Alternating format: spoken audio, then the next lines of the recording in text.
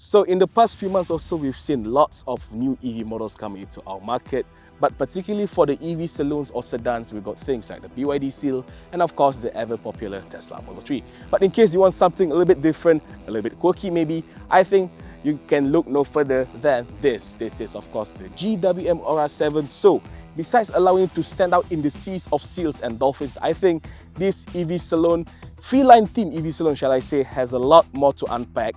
What is it? Let me explain. My name is Caricarz, this is Muklis.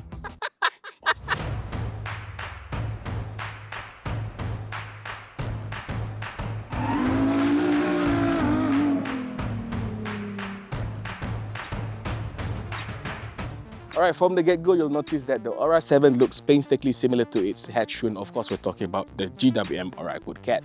And more importantly, it also looks like a certain German-made sedan. Well, that's no coincidence because the Ora 7, just like the Cat, is designed by ex-Porsche design boss Emanuel Derta. So, key highlights included here, like this oval or rounded shaped LED headlights with projector, and actually you can look at inside, it comes with this nice crystal light accent kind of thing. And you also got this rounded and bulbous front end. So, okay, for the long range model we got, it rides on this 18-inch alloy wheels using Hankook EV specific tire, which is quite nice. But more importantly, to the side, you can see the car comes with this unique fastback saloon body style, long front hood, very swooping rounded roofline that ends go all the way back. Of course, this being EV, you got flush door handles for better aerodynamics, and if you move to the back, you can see the taillight design looks like another European brand, but this one maybe something a little bit more British, if you know what I mean. But more importantly, at the back here, you also get this retractable electric rear wing, which is quite a surprise addition, especially for the car at this price. But unfortunately, the rear boot space for the Ora 7 is a little bit of a premium because according to GWM, it only measures 332 liters. So, I mean, you can put like 2 or 3 luggages, but that's pretty much it. But if you need more space, you can always fold down the rear seats. But nonetheless, at least it comes with power tailgate. So, that's quite a good addition, I would say. So in terms of powertrain, the long range spec of the Ora 7 we got here is powered by a single front mounted electric motor rated at 201 horsepower and 340 Nm of torque. So this decent figure allows the Ora 7 to blast from 0 to 100 in just 7.9 seconds en route to its top speed of 170 km per hour. Okay, in terms of battery, this car is used by an 83.49 LFP battery pack, granting it with a maximum EV range of up to 640 kilometers on the NEDC, but WLTP figures maybe it's about 580 to 600 kilometers instead. Okay, in terms of charging, this car supports AC charging at 11 kilowatt, while DC charging is kept at 88 kilowatt, allowing this car to charge from 30 to 80% in just 32 minutes. So I have to say, in terms of charging capabilities, it's quite okay, but enough talking about the numbers. Let's drive this car, shall we? Alright folks, so now we're driving the GWM Ora 7 in the long range spec. So like I said earlier, front mounted electric motor, 201 horsepower, 340 Nm of torque. I think those figures are quite good for a supposed entry level EV because it's gonna help the uninitiated to get acquainted with their EVs rather good and nicely. But although it's not the peppiest thing in the world, I think it's still an EV, so it's still got the rapid acceleration and everything. And according to GWM, they say the top speed for this car is capped at 170 km per hour, but shush, we actually managed to get up to 176 km per hour. But you can reach those top speeds rather easily. You just slam on the accelerator, and then next thing you know, you're hitting 160s already. Alright, so enough on the acceleration. Okay, this car comes with 5 different driving modes, which is Eco, Normal, and Well-Being. So this is GWM's lingo for comfort driving mode, and of course you got the Sport and the Individual. Okay, for the Eco and the Normal, you can feel a little bit that they really restricted the motor power delivery a little bit, but it's still quite rapid actually. But once you engage the Sport mode, this is when you maximize the 201 HP rated electric motor. But like I said, it's not the peppiest thing in the world. If you want that, maybe you should take the performance model, but this is just good enough for many normal blokes out there like me. Alright, so in terms of handling, this car underpins the same Lemon E platform used on the GWM Ora Cat, and I used to praise the GWM Ora Cat in my previous video. I said the handling is quite nice, and so as this car. Okay, once you're driving in like a normal driving mode like this, the car is really comfortable because this being an EV, so you got the silent and seamless driving and everything, but it feels very nice. It feels like you're sliding in a magic carpet or something. But when you slam on it and you want to do like fast corner here, it just responds rather nicely. And even when you're driving at higher speed, like 150 kilometers and beyond, you don't feel that much bumpiness like many other EVs out there, because they complain, because EVs are quite susceptible to a bumpiness, especially when you're driving at higher top speed because, of course, of its weight. But the Ora 7 managed to dampen that bumpiness slightly better, so in terms of handling and comfort and everything, I think it's quite nice and it's quite agile. And it also comes with 3 different steering modes, so you got the comfort, you got the sensitive, and you got the sport, which is the heaviest one. So all in all, yes, despite its rather quirky looks, this car actually delivers in terms of performance, comfort, and surprisingly, handling. So good job, GWM.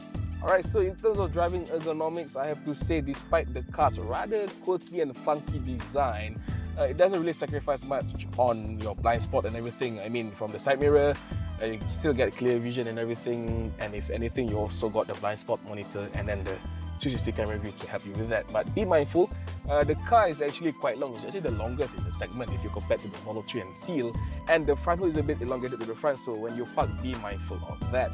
But other than that, in terms of the cabin layout, I kind of like this floating center console. It has a few buttons. I wish there are more physical controls, but this is okay, I would say.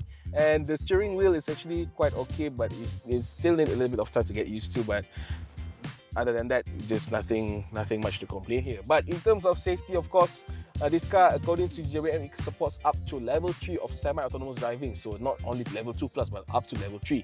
So far I've tried all the ADAS function, works very nicely, but I kind of like the lane keeping assist and lane departure warning of this car. But unlike other cars, the lane departure warning mitigation is quite aggressive. Like, for example, if you veer off the lane a bit, it tries to correct you back rather aggressively, but not this car. It do it in a rather nice and not so alarming manner. But unfortunately, like I said on the infotainment part, most, if not maybe all, of the car settings are located inside the infotainment. So accessing them when you're driving can be quite a hurdle and really gonna bother your concentration when driving. So that's a little bit of a bummer, I have to say. But other than that, nothing much to complain. Others quite good. But please, maybe an advice from me, a humble person, to all the automakers out there, don't put all your settings inside the infotainment. It's quite dangerous, you know. But other than that, not bad. Alright, so now we move inside the GWM Ora 7, and compared to the Ora Good Cat, first thing first, you notice that the car actually looks nicer and more premium. It actually feels a little bit more premium compared to the Good Cat. Okay, in terms of infotainment, you got this 12.3-inch central infotainment display floating above the front dash. Support wireless Apple CarPlay and the Auto, which is very nice, and the color and everything is quite nice. It's actually much smoother compared to the one at the Ora Good Cat. But unfortunately, it comes with a little bit of drawbacks. Okay, for example, it doesn't have any shortcuts. So for example, if you're connected to Android Auto here, you got no shortcuts to go to the home menu or quick access and everything. So you need to press here to go back to the main menu and everything.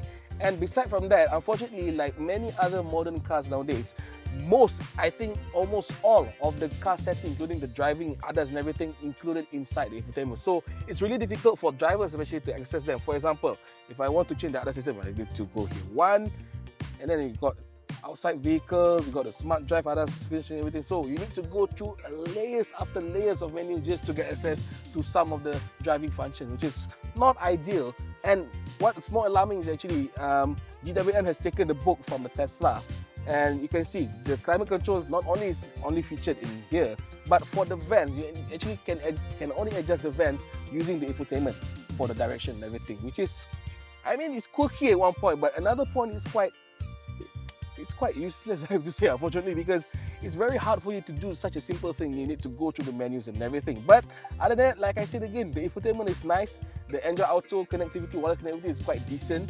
The infotainment feels smooth, the color is nice, but it's a bit of the shape.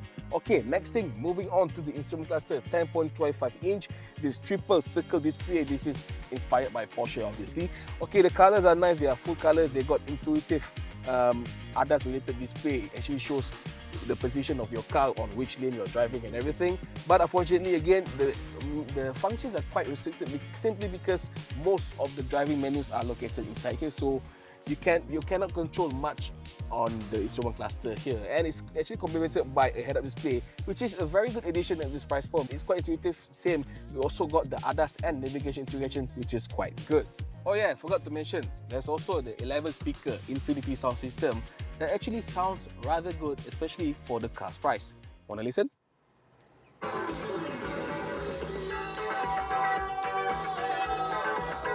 Alright, so besides the infotainment and the screen, so we're going to touch on the seats, because I think these semi-bucket seats, the two front seats are actually quite nice. Not only it's comfortable, it's wrapped in this a rather nice and posh feeling fake leather material, and on top of that, not only it comes with powered and ventilated, both front seats actually also comes with a massage function, which is a very good addition, especially at this price point.